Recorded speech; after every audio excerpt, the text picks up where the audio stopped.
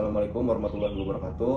Kami dari kelompok 6 D3 Akuntansi B. Sebelumnya izin memperkenalkan diri dan rekan saya Muhammad Rian Cahya, NPM 013.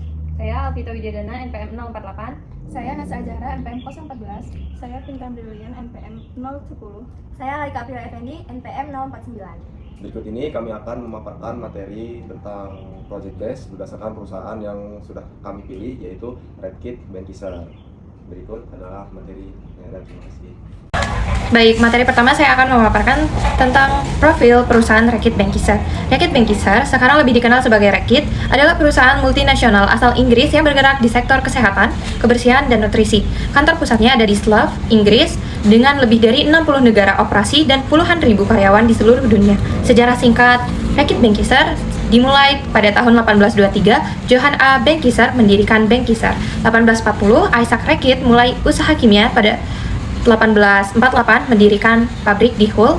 Lalu 1880 hingga 1930-an, Redkit sukses dengan produk seperti Mortein, Harpic, dan Dettol. 1938 bergabung dengan J&J Coleman, jadi Redkit and Coleman Ltd. Lalu pada 1956 hingga 1990-an, Benckiser makin besar lewat inovasi dan akuisisi di Eropa dan Amerika, dan terakhir pada tahun 1999, Redkit dan Coleman resmi bergabung dengan Benckiser, membentuk Redkit Benckiser, pemimpin global di produk kebersihan rumah tangga. Lalu, beberapa produk dan merek yang terkenal sudah familiar di lingkungan masyarakat adalah Dettol sebagai antiseptik dan kebersihan, Harpic pembersih toilet dan kamar mandi, Vanish penghilang noda pakaian. Baik, saya akan memaparkan materi kedua, yaitu operasi global dan Indonesia. Redkit hadir di lebih dari 60 negara dengan distribusi produk ke hampir 200 negara. Di Indonesia beroperasi lewat PT Redkit Benckiser Indonesia dengan kantor pusat di SCBD, Jakarta. Produknya gampang banget ditemuin di supermarket, minimarket, sampai toko online. Visinya yaitu adalah menciptakan kehidupan yang lebih sehat dan rumah yang lebih bahagia.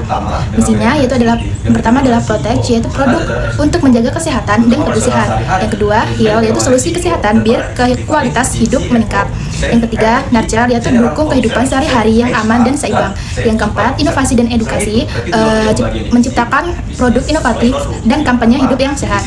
Yang kelima yaitu sustainability, mengurangi dampak lingkungan lewat produksi ramah lingkungan. Selanjutnya itu keberlanjutan dan komitmen. Redkit aktif dalam efisiensi energi dan pengurangan limbah, bahan baku ramah lingkungan, kampanye edukasi kesehatan dan kebersihan. Terakhir ada target pasar. Pendapatan global Redkit itu tembus 14 miliar dengan brand besar seperti Dettol, Harpic, Vanish. Redkit jadi salah satu pemain utama di FMCG, khususnya di segmen kesehatan dan kebersihan. Logo Redkit Benckiser. Logo Redkit Benckiser mencerminkan identitas perusahaan melalui huruf R yang melambangkan persatuan dan tekad, spiral yang menggambarkan perlindungan, warna energi pink sebagai simbol energi dan modernitas, serta tipografi khusus agar mudah dikenali. Sebagai perusahaan multinasional asal Inggris, Redkit bergerak di bidang barang konsumsi dengan fokus pada manufaktur, pemasaran, dan distribusi produk kesehatan, kebersihan, dan nutrisi. Kegiatan bisnis Redkit terbagi menjadi 3 sektor utama. Pertama, sektor kesehatan yang mencakup produk pereda nyeri, kesehatan tenggorokan, pencernaan, dan reproduksi seperti Strepsils, Durex, dan Nurofen. Kedua, sektor kebersihan yang menyediakan produk rumah tangga seperti Lysol, Harpic, Vanish, dan Airwick untuk menjaga kebersihan lingkungan. Ketiga, sektor nutrisi yang berfokus pada pemenuhan gizi bayi dan anak melalui produk seperti Enfamil dan Sustagen. Ketiga sektor ini berkontribusi dalam meningkatkan kualitas hidup masyarakat. Selanjutnya saya akan memaparkan materi keempat, yaitu cabang Redkit Benckiser. Redkit Benckiser adalah perusahaan multinasional yang beroperasi di sekitar 60 negara. Mereka memiliki kantor pusat di Slough, Inggris, serta cabang penting di berbagai benua. Yang pertama adalah benua Asia, Indonesia yang berlokasi di Jakarta, dan India yang berlokasi di Gurgaon sebagai pusat operasi di kawasan Asia. Yang kedua, benua Eropa, Jerman yang berlokasi di Heidelberg, Belanda yang berlokasi di Schiphol, Italia yang berlokasi di Milan, Polandia yang berlokasi di Warsaw, Denmark yang berlokasi di Zoburg, dan Finlandia yang berlokasi di Espoo. Yang ketiga adalah benua Amerika, Brazil yang berlokasi di Sao Paulo untuk Amerika Selatan, dan New Jersey yang berlokasi di Amerika Serikat sebagai basis di Amerika Utara. Yang keempat ada Afrika. Afrika Selatan yang berlokasi di Gauteng dan Nairobi yang berlokasi di Kenya sebagai perwakilan di benua Afrika. Struktur organisasi Redkit Benckiser. Struktur organisasi Redkit Benckiser terbagi jadi beberapa level. Paling atas ada dewan direksi yang tugasnya ngawasin jalannya perusahaan, ketua dewan atau chairman jadi penghubung utama dengan manajemen eksekutif yang dipimpin oleh CEO serta jajaran eksekutif komite.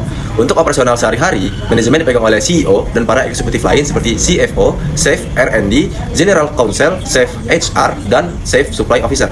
Selain itu, Redkit juga punya pembagian divisi bisnis sesuai produk. Yang pertama, divisi Redkit atau Core Brands, yaitu produk perusahaan dan kebersihan seperti Dettol, Durex, dan Lysol.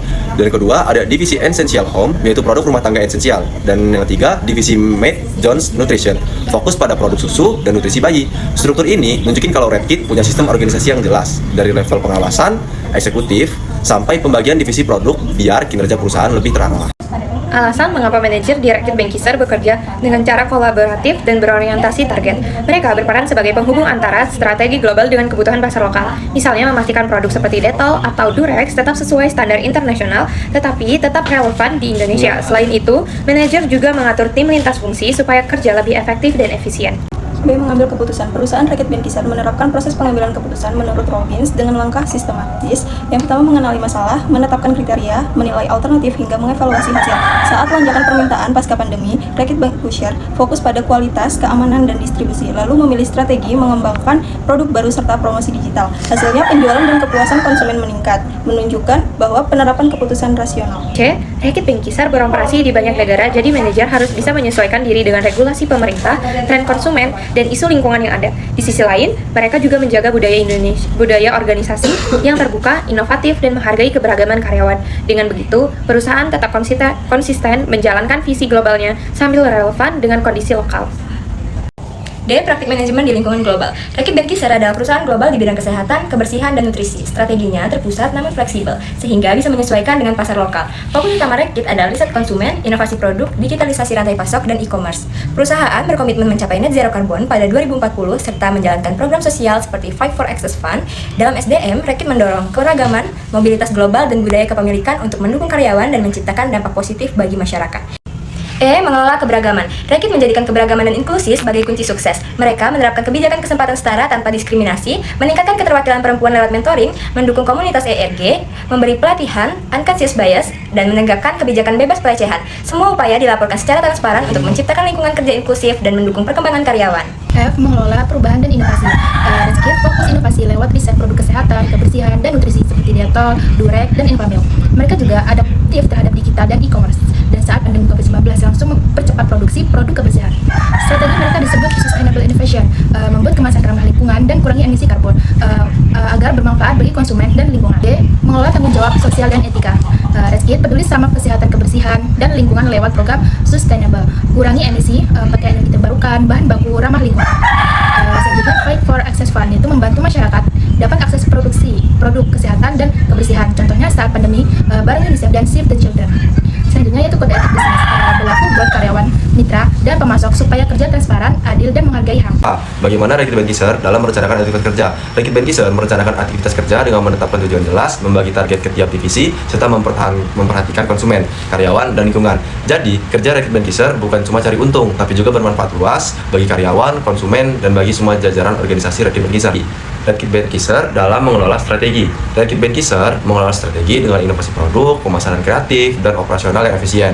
Mereka terus riset dan memperluas pasar lewat digitalisasi, serta menjaga rantai pasok. Selain fokus bisnis, Redkit Benckiser juga peduli terhadap keberlanjutan dan program sosial, sehingga tetap inovatif, adaptif, dan kompetitif di pasar global.